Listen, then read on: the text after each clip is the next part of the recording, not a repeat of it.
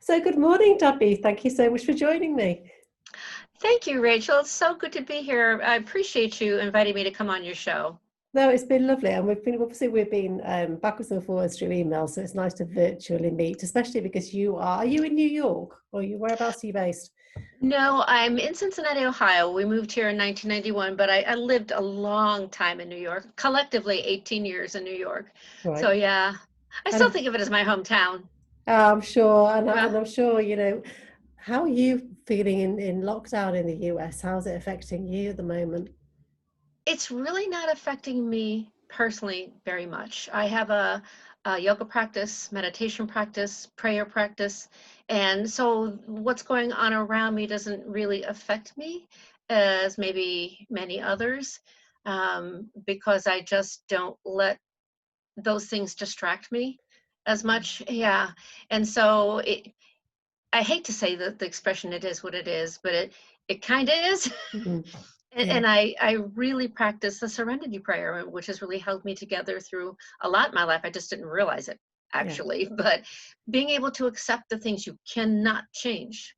And that's something that I really want to talk to you about throughout this next interview, because I think right now, I know there's a lot of people that are struggling with that whole acceptance and what tools we can put in place for ourselves to get into a calmer state of mind about everything.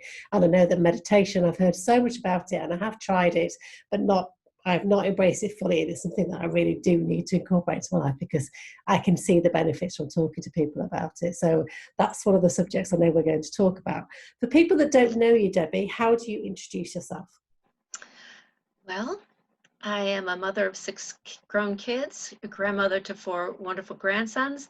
I'm a certified integrative health coach, yoga teacher, and most recently a MAC practitioner, and that's been the most revolutionary um, program that I've been through.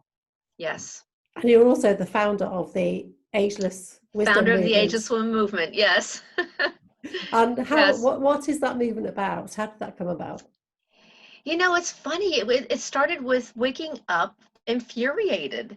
And I don't often wake up infuriated. I really wake up quite pleasant. But there was this moment that I woke up thinking about age.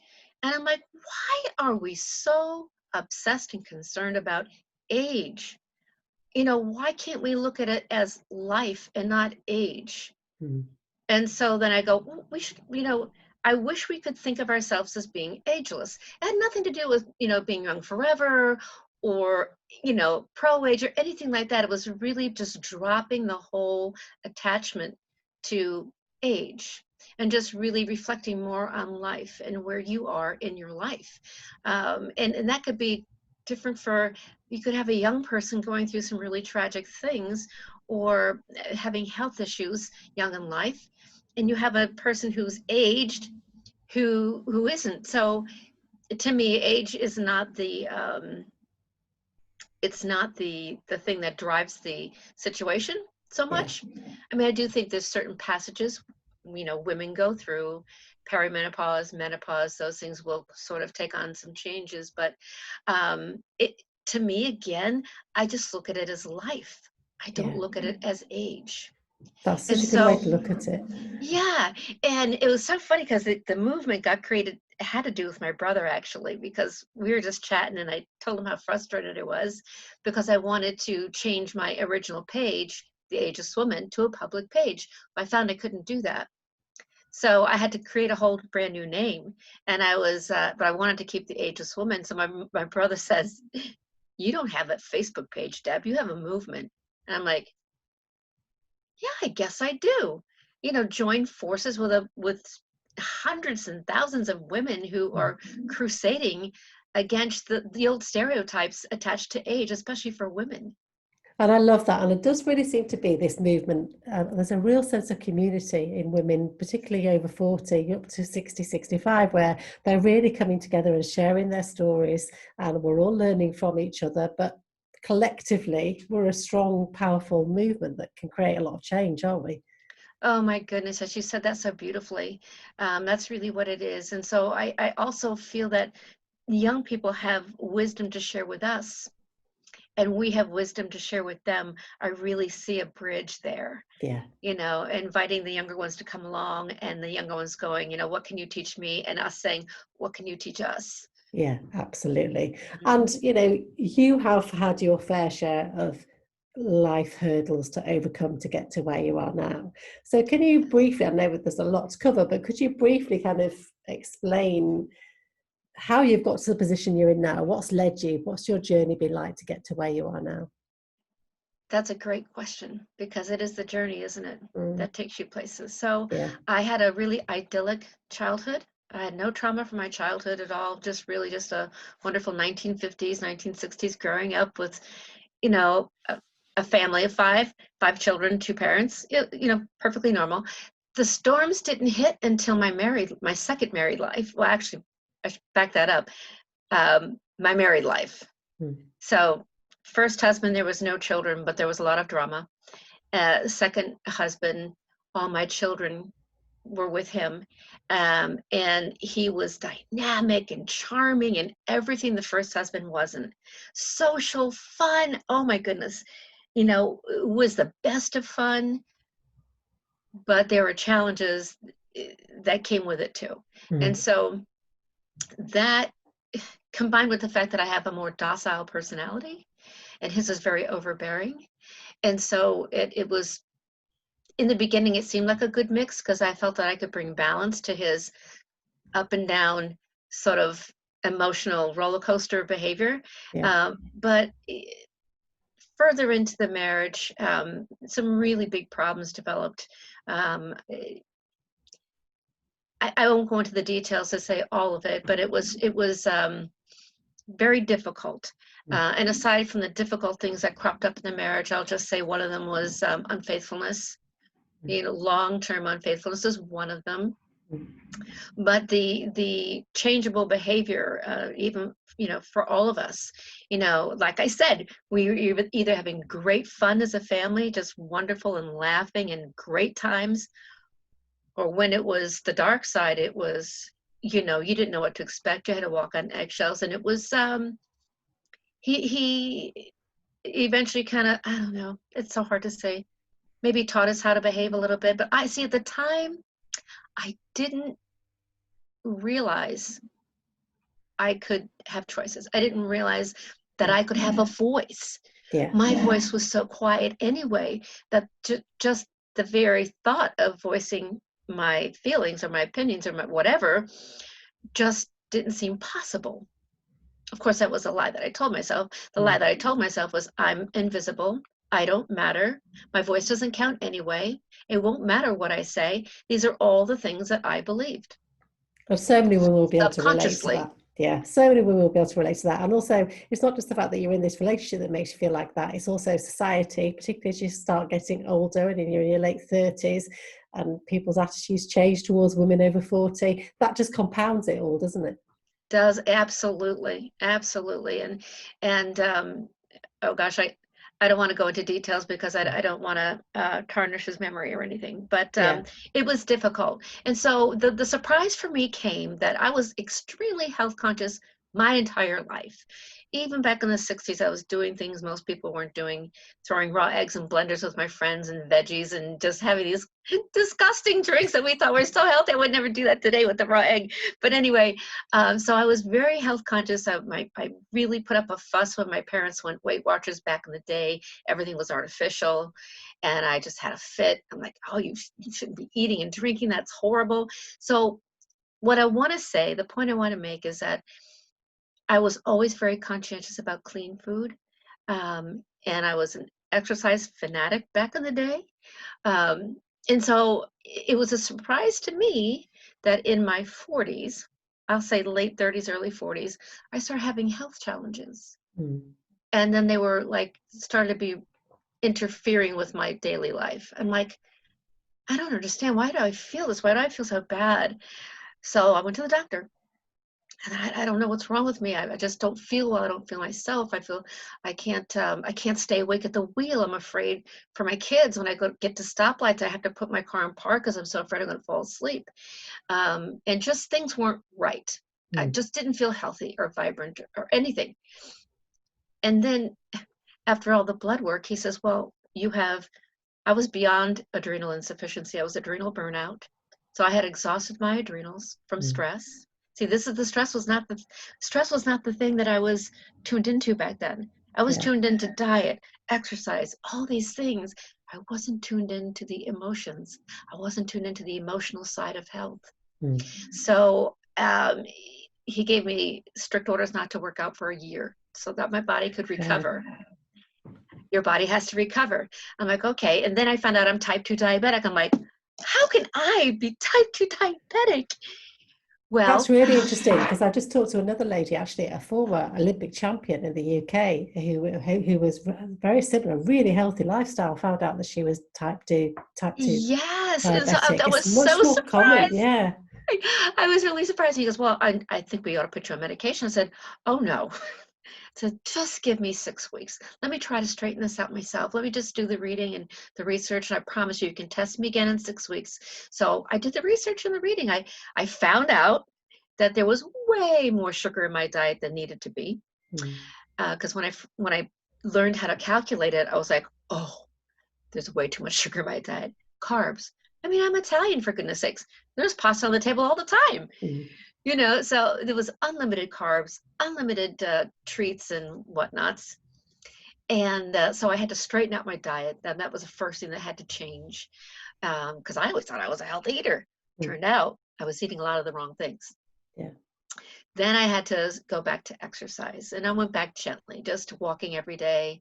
So it was a combination of stepping up my movement and cleaning up my diet so that it was more balanced. And I got my sugar in place. I got it into a normal range, and it's been that way for 40 years now. Well, 40 years? No, I take that back. 25 years. Yeah, 25 years. So I'm very proud of that fact that I was able to manage that with that medication. Yeah, that just shows you what your body needs and what it's capable of, and with the right diet, doesn't it? So much so. And I'll even say that I am a big fan of what you choose to eat, because I did develop arthritis. I did develop fibromyalgia. I did develop all these things that can result from trapped emotions. And I just didn't realize it at the time. I truly didn't. I did not see the connection. Even then, I still didn't see the connection between the way I felt and the disease processes that were beginning in my body and my emotional state. So once you got your physical balance back in your life, how did you then start finding your real purpose? Well, I ended up at a counselor's office because the marriage was not getting any better. In fact, it was getting more challenging. And the kids were getting into their late teens, early 20s, and it was, no, late teens, I guess. And that was beginning to get challenging. I was very overwhelmed. So I went to counseling, and I found it, and it didn't help me. I went for 3 years. It didn't help me. Talk therapy just didn't help me. All it did was make me cry the whole visit. I'm like, well, I don't feel any better. Then oh gosh, I just made some adjustments in the way things were, and then we separated, because I had finally gotten to that place that I said, you know what, counseling did help me in this. I'm drawing my line in the sand. That's it. Drawing the line. I can't go over that line anymore. And so we separated for a year, and the kids, some of them stayed with me and the others stayed with their dad. And then within a year, he charmed me back. I mean, very charming soul. And I agreed to bring the family back together, because that's what I really wanted anyway. Family's so important to me. And I'm like, well, maybe we can work this through. Well, we couldn't. But anyway, in that year that we got back together, he got diagnosed with pancreatic cancer. And that was really a huge challenge. They told us at that point he would have 2 months to live. When they diagnosed him, he was stage 4. And my youngest daughter was 9. And 4 of the 6 were still living at home. 4 was still school age. And then I found out that all of our policies, life insurance, all these things had been canceled. Wow. I mean, Yeah, where do you even start he with all that? Gosh. and how do you start with that? I mean, it was processing the fact that he wasn't going to survive, that it was going to be a rough road, processing the fact that, oh my God, how am I going to take care of the family? Mm. My salary certainly couldn't support all of us. I was scared. I got that moment of fright, like an oh moment, like, Yeah. oh my gosh, what am I going to do? I'm like, okay, I have this belief system. I've always had this belief system that I don't know how, but I know things are going to work out. Don't know how they're going to work out, but just the fact that I know they will settles me down. Mm. And I just took it as it come. And that's all I can tell you, is that how I get along with life is I take things as they come. It's having that inner belief, though, isn't it? Like you've just said, it's having that inner, it's being able to connect to that inner belief that everything will work out and trusting the whole process. That how do you tap into that? That's the difficult part, I suppose. Okay, so this is how it happened for me. Um, I had excessive worry and stress about how I was going to do this, and we were financially ruined, and everything else. I'm like, oh Lord, I'm just trusting in you for everything, because I don't know how I'm going to do this in real life time. I don't know how I'm going to do this, and I'm telling you, one after the other, things started to happen. The oncologist wrote off all the expenses that weren't covered by insurance, wrote everything off. The IRS came after me for his failing business. And I wrote them a letter. I told them my situation. I never heard from them again. Yeah, good. That's a Because nice way to be because seen for a change, isn't it? From the well, IRS. we you know what we were we were still married, so everything that was his became mine. So Yeah. not only did he leave me with I hate to say this, but not only did he leave me in a dire situation, but all of his problems landed up on my lap too. Yeah. And so I just wrote them a heartfelt letter, like, this is my situation, and I know you don't know me from anybody, but da da da da da da da. I guess it must have been a touching widow's story. Mm. That's all I can think, because I never heard from them again, and they wrote it all off. Mm.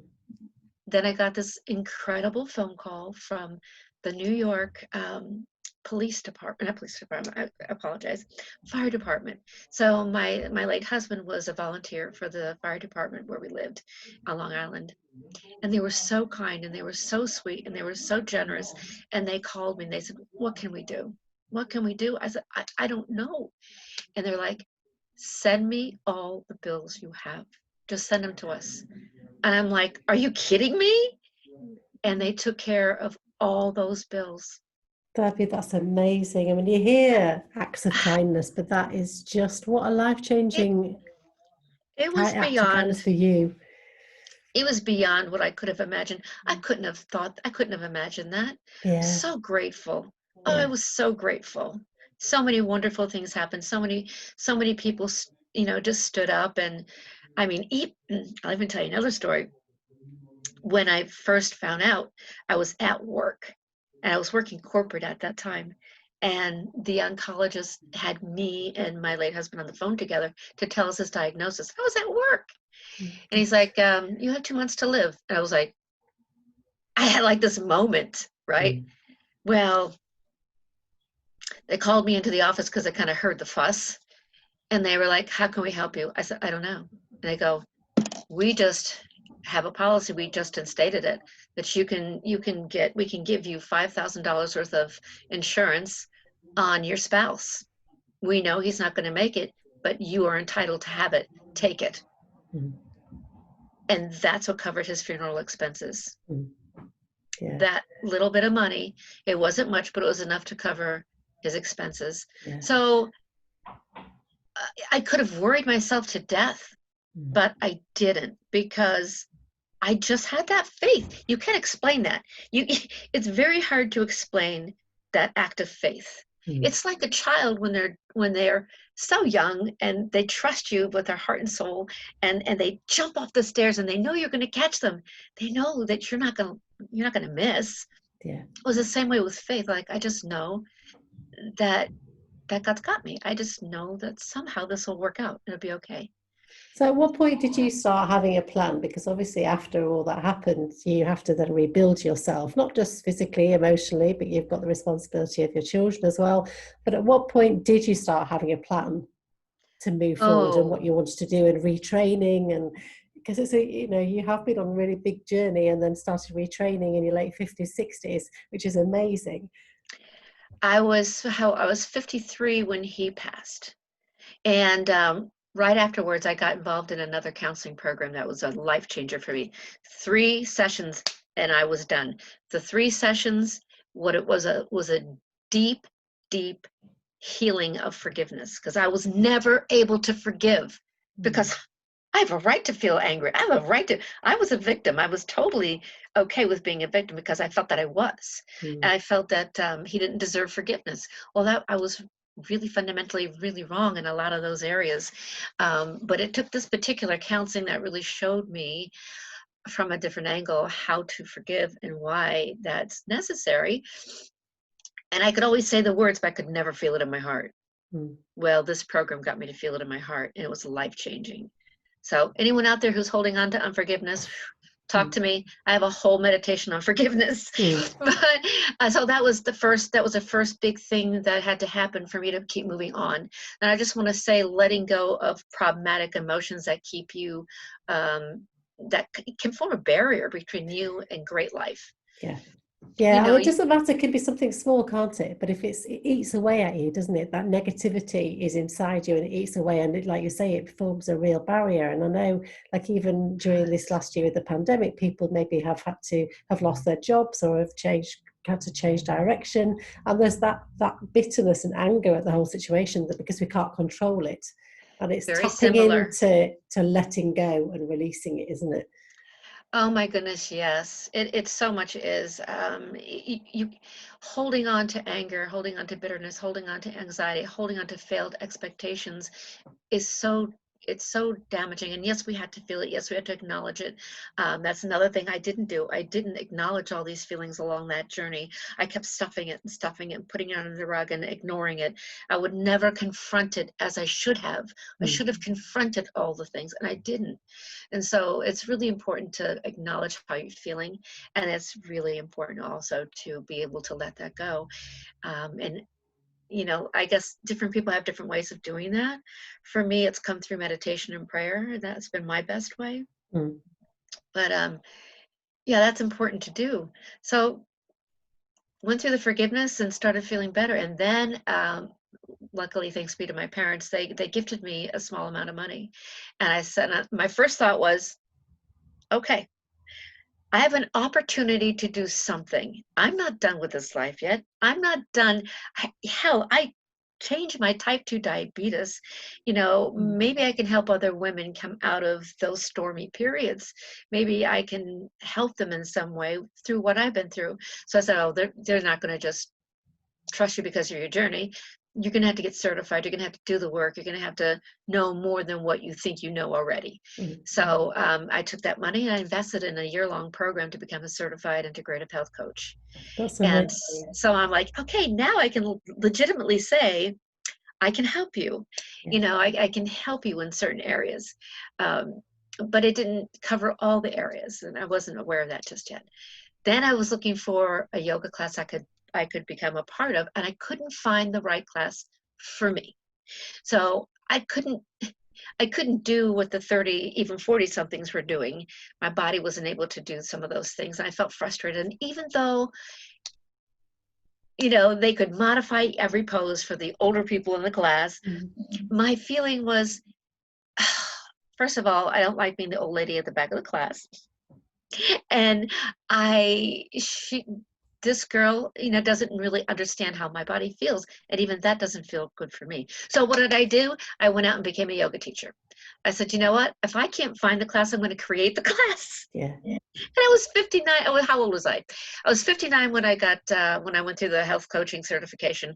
I was 60 when I sought out yoga as a profession on the side to teach yoga to my generation. Even people in their 30s had joined my class because of their difficult bodies. And it was fun anyway. Um, and then came the last piece of my education at how old was I? No, I was 67, 66, 67, when I came upon this wonderful woman that had a great program. She's a psychotherapist. Her name is Colette Stryker, and she had a program called the MAP method. And it was a certification program. She interested me right away because she was talking about belief systems and emotions. I'm like, yes, that gets in the way of your health. It does. So I want to know more. Anyway, I had a conversation with her. I enrolled in the program. And that was my last piece of education, which I came in my mid 60s. I'm 68. I'll be 69 this summer. And I couldn't be happier about doing what I've done. I don't regret it at all. Yeah. Should I have done it sooner? No, because it wasn't time then. It wasn't the time. Do you really feel like that? Do you feel like you've really come into your own now, and that all Yes. this journey has led you to this point, but you're actually Yes. now fully present and comfortable in your own skin to do what you're doing now? Absolutely true. Absolutely true. And I want to encourage women out there that don't think your life is over. And don't think that you've missed it, because you haven't. The only time you miss it is when you think you have. Yeah. So you just, get And back in touch with who you are. I think lots of women, as they get older, are scared to make these changes in our career paths and perhaps asking for help and filling those gaps of knowledge where we might need to do, because they fear of failure. And I think, did you have those moments when you were doing your training where you were worried about it not working out, or did you always just know that it was going to be okay? No. In fact, it's funny. When I told my father what I was planning on doing, he goes, "What are you doing that for? You're too old." I'm like, "No, I'm not." But I didn't think of myself that way. What was challenging for me is when when I did the certification program for the health coaching, I had to go on Facebook. I was new. I have never been on Facebook before, and I'm like, oh. So that's how the groups connected with one another, because it was students from all over the world, and the training was out of New York, and so that is what got me familiar with online learning. I'm like, oh, thank you, God, thank you. This is absolutely what I need, because I can stop and start the lectures anytime I want. I can repeat them and hear them over and over again. I loved it. And it was live modules, but they were also recorded. So it was such a great experience. My skepticism and my doubts were in the area of IT, figuring things out. How am I going to do this? But I did. That's what I want to say, is don't be intimidated by anything. Just do it anyway. And you know what? I'm not afraid of failure anymore. I'm not afraid of criticism. I'm not afraid of people talking about me behind my back. I am not worried at all. I'm just more concerned about being who I am. Yeah. And I'm okay with that now. And that's the silver lining that has come with age, is really just not caring so much about what other people think, because I felt I had a purpose. And when you're connected to your purpose, nobody can deter you, nobody can stop you, nobody can tell you that you shouldn't, and you probably won't listen anyway. But if you have a real clear purpose, and mine was to help other women, then nothing stops you. Nothing stops you. I love that. Thank you so much for sharing your story with us, because I love the positive message that you put out there, because I think it's so important for women, particularly as they get older and they do start feeling lost, and quite often start feeling invisible in society, when there's actually an exciting new chapter that they can really just embrace and challenge and push the boundaries. And it's limitless, isn't it? Just like you said at the beginning, it's not about an age, it's not about a number. Exactly. Oh my goodness, if we concerned ourselves more with our state of health, mental and physical, and cared less about age, you would do so much more. Yeah. So much more. And it's as the saying goes, it's never over till it's over. So you just have to keep finding things to be excited about. So when we look at the meditation that we talked about briefly at the beginning, that's obviously a daily part of your life, isn't it? It's something that you do on a regular Yes. basis. And I have Yes. tried meditation on several occasions, but I always do it wrong because I do it in the evening and find that I'm so tired within about 30 seconds I've actually fallen asleep, Debbie, and so I've missed the whole point of the meditation. Is there a right time of day to do it? It's probably different for each person. And what I would recommend is that where in your day can you give your mind 5 minutes? And some people are so intimidated by meditation because I think they have to do it a certain way. I guarantee you most people are meditating without knowing that they're doing that. Mm. When you visualize, you're meditating. When you're taking a walk and you're looking around and connecting with the things you're seeing on your walk, you're having a walking meditation. So a meditation is a moment when you clear out the noise and you just let whatever is going to drop down into your thoughts, let it drop down, and then review it. Like, what was that about? You know? And so I look at meditation, of course, there's lots of different ways to meditate, but for me, that's what works for me, is as allowing those thoughts to come and examine it, review it, and say, do I need this thought? Is it important? Or do I let that one go? And then sometimes there's this beautiful, quiet space where absolutely nothing enters it. Alls I am is like I'm in this perfect, blissful state of total and complete physical and mental relaxation. And So it's it's a not just about sitting down in a room and forcing yourself to sit still for 5 minutes. I love the way that you've just used the analogy of like going for a walk, which I do daily. And you're right, that's probably my meditation time. And I just don't think of it like that. Absolutely. Anytime when you can block out the outside world and you can be in a space where you're really connecting to what is around you, that's a mindfulness type of an exercise too. Is there is for people who suffer from anxiety, a mindfulness practice is really good, especially for those who have difficulty closing their eyes because they're traumatized or whatever, or they resist quiet moments. Well, you can do mindfulness practice, and that is just focusing on what's around you and looking at the detail of each object. What does it look like? How does it serve you? And and just take that brief moment, which is really nice. Out for a walk, best. Getting that fresh air, Mm. you know, whether it's the trees or the sun or the way the light comes down on the environment, just tapping into that is very nice. It's a beautiful mindfulness meditation. Yeah. Lovely. Thank you. Thank you so much for sharing that. It's really interesting. And how can people find you, Debbie, on social media? What are your social media handles? Probably the best way is through the Ageless Woman Movement, which is on Facebook. Yeah. I also have a website, the Ageless Woman Movement. My name is Debbie Laino. You could probably find me that way too if you just Google my name. But that's it. I mean, that's it. I'll share all these. I'll put all the links on the notes after this as well. And I ask all my guests because I think women are notoriously bad at accepting compliments. So if you were to pay yourself a compliment, Debbie, what would it be? You thought you were dead, but you know what? You did a good job. Yes. You did a good job. You didn't let anyone stop you. You didn't let anybody hold you back. You didn't let anybody take the wind out of your sails this time. You just had a purpose and you went for it. I'm so proud of you. Perfect. Brilliant. So nice to talk to you, Debbie. And I know that you were going to very kindly do a really short meditation to end the interview. If you could do that, that would be fantastic. Because I think a lot Sure. of people would be able to really connect with that and take those few minutes out of their day when they're watching this to just ground themselves for 5 minutes. Okay, that's a great idea. So I just want you to take a few moments right now just to soften your eyes or close your eyes, whichever makes you feel better. And I want you to start this practice by just breathing. So I want you to come in and inhale to the count of 4.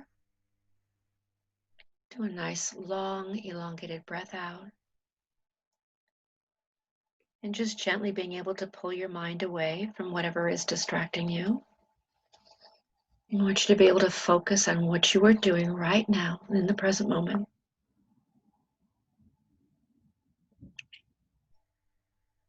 As you breathe in, I want you to notice if you smell anything. Is there a fragrance in the air in your environment right now? Or Just pay attention to the way the air feels as it's coming up into your nostrils. It might feel a little cool. Just paying attention to that sensation as the breath is coming up into your nostrils. And then I want you to listen to the sounds that are in your environment. What is it that you hear?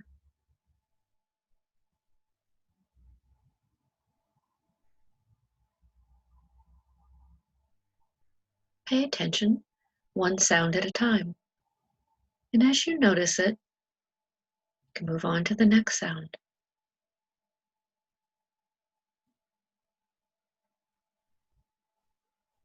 And if you would just slowly open your eyes and choose 3 things in your immediate environment, and find one thing that attracts you,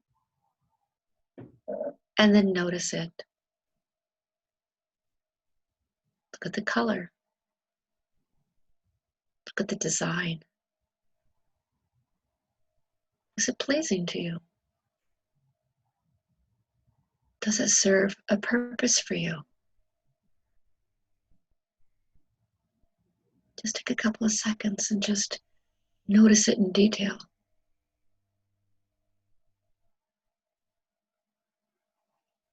And when you are ready, move and shift your focus to one other item.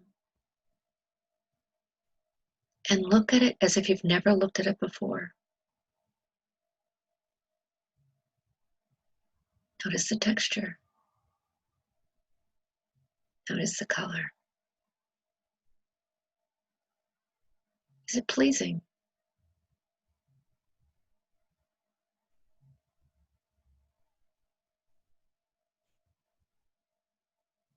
And then when you're ready, move your focus to the next thing. And examine it in the same way, like you've never noticed it before.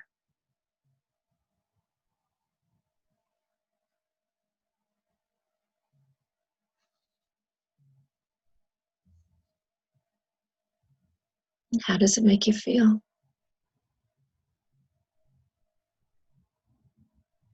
And then gently close your eyes and ask yourself this: what are you experiencing right now? Any times the monkey mind wants to distract us, you just let them go. Always bringing yourself back to your present moment. Very gradually, you'll find yourself moving into more of a peaceful alpha state. And begin to give thanks for this quiet moment you're experiencing right now. Fully and thankfully appreciating the beauty and the detail of everyday things.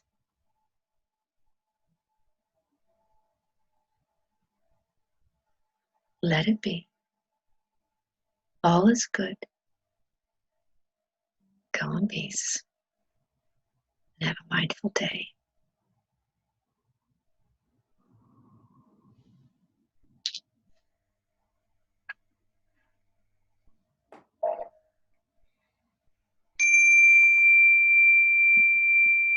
Thank you so much, Debbie. That was You're really welcome. lovely, and yes, something that I do need to do a bit more of. So thank you so much, and thank you for your time. It's been lovely to connect with you. Oh, I really thank appreciate you. it, and that's one of the things that really has given me a sense of purpose, is being able to make these connections during these difficult times. So thank you, really appreciate it. I love what you're offering, and I love what you're doing as well. I mean, you are doing some great things, Rachel. Keep it going. Thank you so much for having me come on today. Take care and have a good day, Debbie. Thank you so much. You too. Bye. Bye-bye.